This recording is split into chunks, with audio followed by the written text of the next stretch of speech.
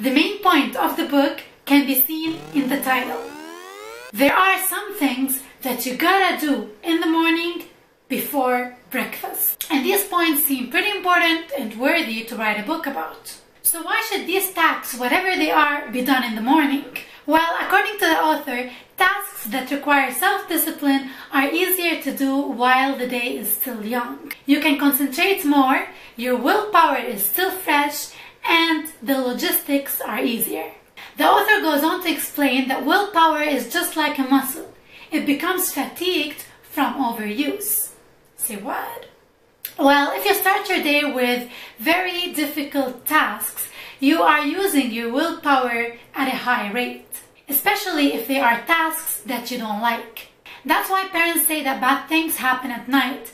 During the night, your willpower is at a very low level. It's basically worn off. So it's easier to give in to your impulses.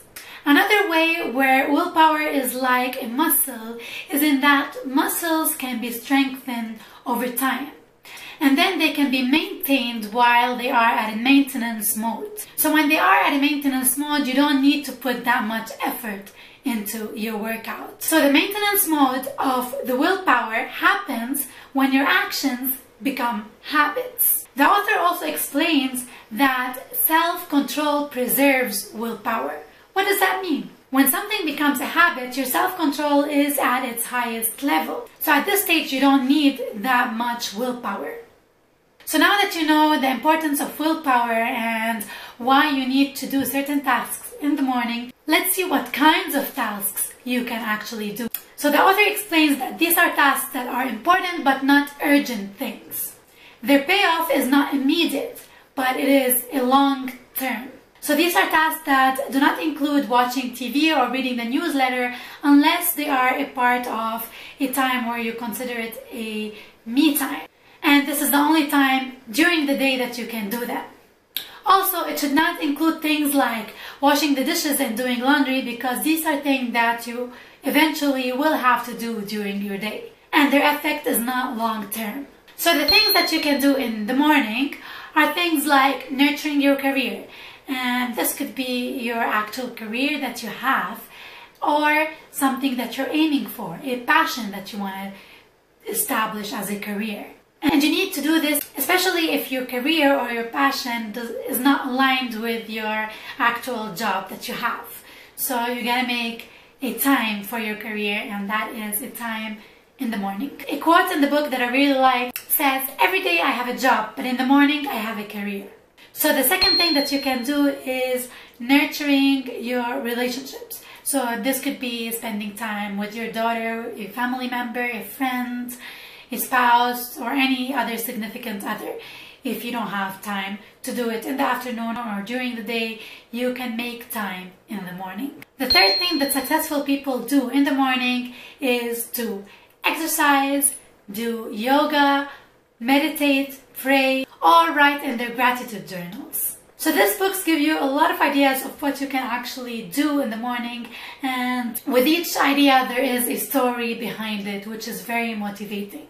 And to actually do these tasks, there is a 5-step process. The first thing that you need to do is to track your time.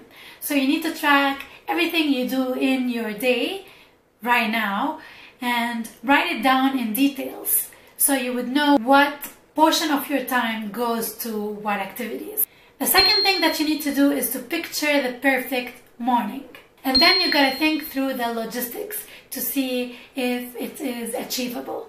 And then you gotta build up your habits. And the author suggests to concentrate on one habit at a time.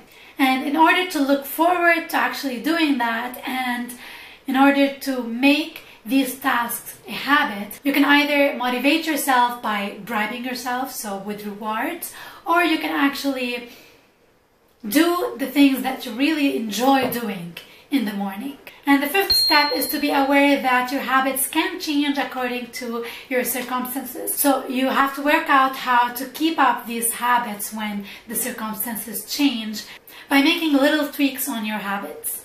The book is really motivating. You can up the speed if you are listening to it as an audiobook, which is read by the author.